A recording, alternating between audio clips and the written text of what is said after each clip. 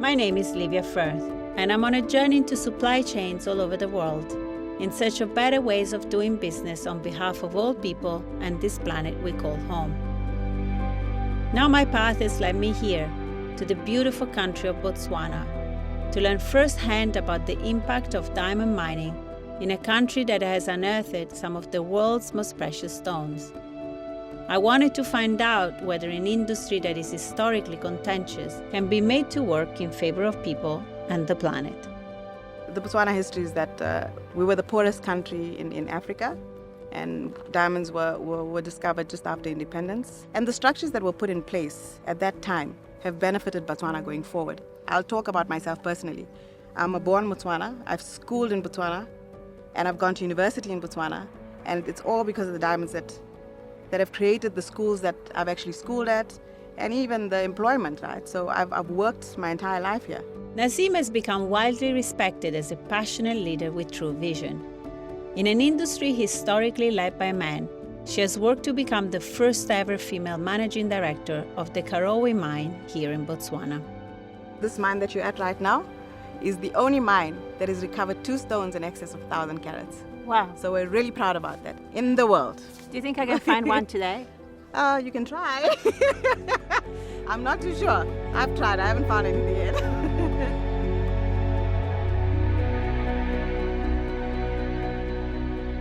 Striking gold or discovering oil or diamonds has turned into a tragedy in many countries. What should have been good fortune resulted in inequality, instability, and in some cases, conflict. But since diamonds were discovered in Botswana after independence in 1967, a different story has emerged, and the country has been working hard to turn natural good fortune into a model of resource-based development.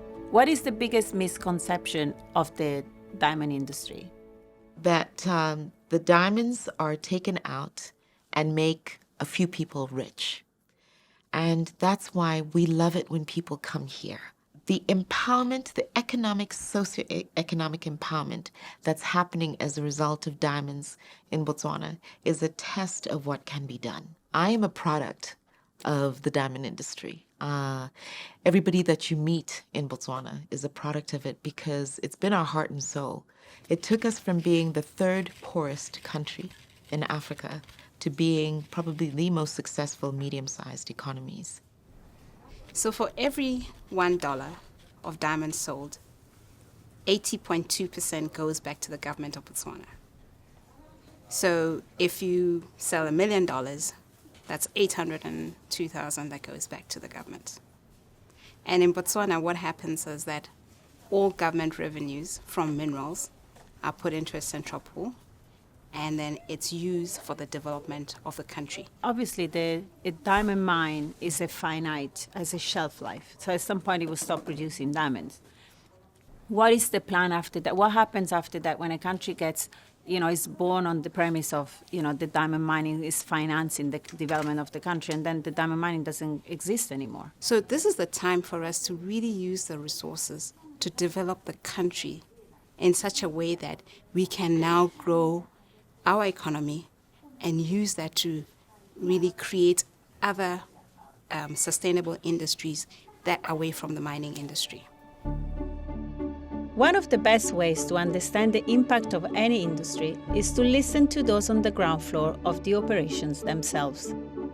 I met a gardener who trained to become a crane operator, a janitor who was the first to ace a first aid exam, now on track to become a safety instructor, a local intern who worked his way to become a mining engineer, and a woman who operates the biggest truck I've ever seen. So how many years have you been operating the truck? I have been operating this truck for 18 years. 18? Yes. That's a long time. Yeah, 18 years. And how do you feel about your work? Like, are you proud of it? Yes, I'm really proud of it because, firstly, when we are working in this area, the people, they think maybe this kind of operating trucks can be done by a male only, but even us female, we are capable to do it. Here in Botswana, there is a striking sense of hope and possibility, not just because of the jobs, but the path to a bigger future for the people working them. How do you work with the local communities? I saw you in operation, talking to the chief and talking to the local stakeholders and bringing them, seeking their approval, bringing them on board. Why is it so important for you? Well, it's important in any country to consult with the people that you're working with. And for us, the communities are the biggest areas to work with, specifically because, most of the mining areas are in remote areas. So because you're working with the communities in that areas, you understand exactly what their needs are. And for me, what's important is, yes, we are a mining entity, we're employing people, but it's not the employment at the mine. I mean, that's given. You will always employ people at an operation. But it's what will happen to those communities after the mine has closed down. And a diamond mine has a life, and it's what about those communities after that. It's not about the job, because the job will never sustain it, but it's about what will happen to those communities once we go. And the reason we have to consult those communities, they are the ones that understand what they're lacking. And it's important to consult with them to understand what is sustainable going forward. The sheen and success of the diamond industry shouldn't mask the severity of challenges that become critical issues as they are intensified by the global climate emergency. Botswana faces a looming water crisis. The major mines are sited in water-stressed areas, and food scarcity is a continuing problem. I visit the Mokubiyo Community Garden project, dedicated to facing this challenge. Working alongside community leaders, one mining company has partnered to fund a community garden to provide much-needed food and job training. This project came as an idea from the Mukubilo village residents. The government realized that there was malnutrition within the sub-district. Today, we see a project which have created employment in the village. We see a project that have got men and women working here. They've got somewhere to go, they can feed their families. Our main aim is to develop a human being. If you develop a human being, you train them, you show them what to do, then they'll be able to feed themselves. And we are also empowering them to say they shouldn't work in this farm forever. They are here to learn, to take few tips, to go and start their own business.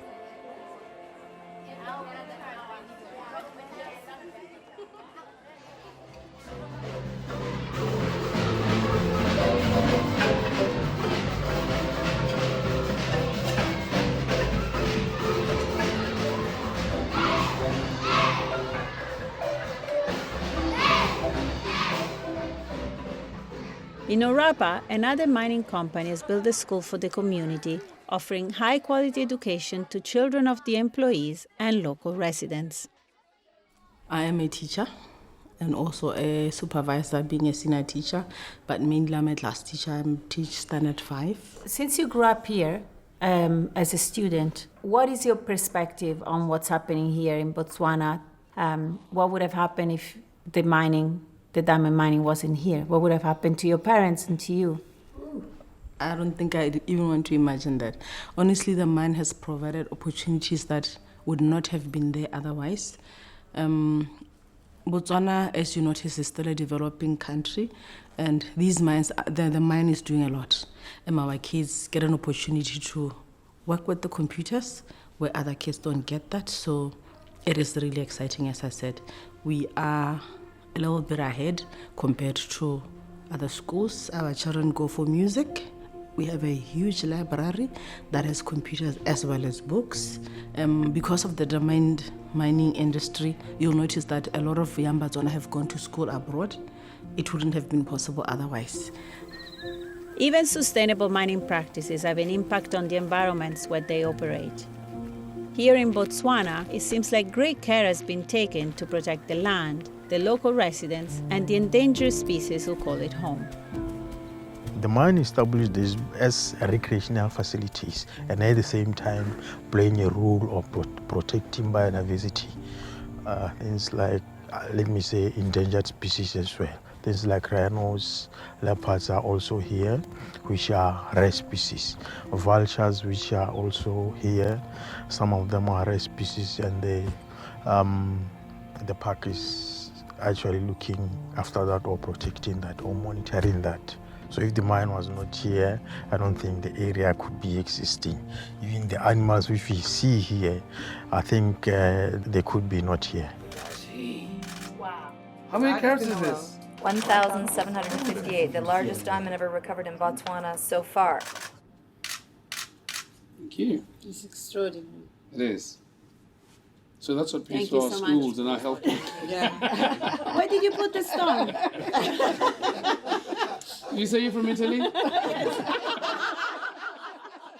The partnership between a government and foreign investment and corporations, it happens everywhere in the world. But what doesn't happen very often, and what I found very remarkable in Botswana, is that also that there is a third stakeholder, which is your country and the people of your country. Well, I guess it's really a blueprint of excellence. That's what we want to perceive it as. And excellence is not a crowd event.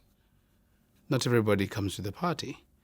And so you only realize excellence usually after a lot of hard work. And that's why we're so keen to diversify. That's why we're so keen to improve the value chain. And that's why we're so keen to ensure that we unlock more value domestically for our people. So ethics is critical. Environmental stewardship is critical. Human rights and workers' rights are critical. And what you actually do with the proceeds of what you get is telling of who you are and what values you hold. Look around. We do have challenges. We admit them, and we want to face them head on. So what is the unfinished business? Like, what is still to come in the future? Oh, we're a long way from finished. It's a journey. Because at the end of the day, consumers want to know more. They're much more discerning about where is this product coming from? Who is it going to affect? And should I feel good about it? We always say that the diamond you wear is forever. But in the ground, there's only so much. So you are taking a finite resource from the ground and being part of a good feeling of wearing that, because it's created people like myself. It's created a community. It's created countries. Coming to Botswana, I was nervous that I would find the imbalance I've witnessed elsewhere. When a single industry generates wealth and has disproportionate power, it can be very dangerous. In Bangladesh and other fast fashion hotspots, I've seen corporations abuse their power over a dependent economy and cut and run without any real exit plan. But here in Botswana, I've seen a picture of what can happen when business operates in partnership with government and civil society, making long-term investments in collaboration with local communities, and ensure that the benefits are truly shared with those on the ground. I came here to look at a single supply chain, but as my visit ends, I wonder if Botswana represents something even bigger. A new vision for doing business, and if so, it is certainly something that should be protected with vigilance and integrity.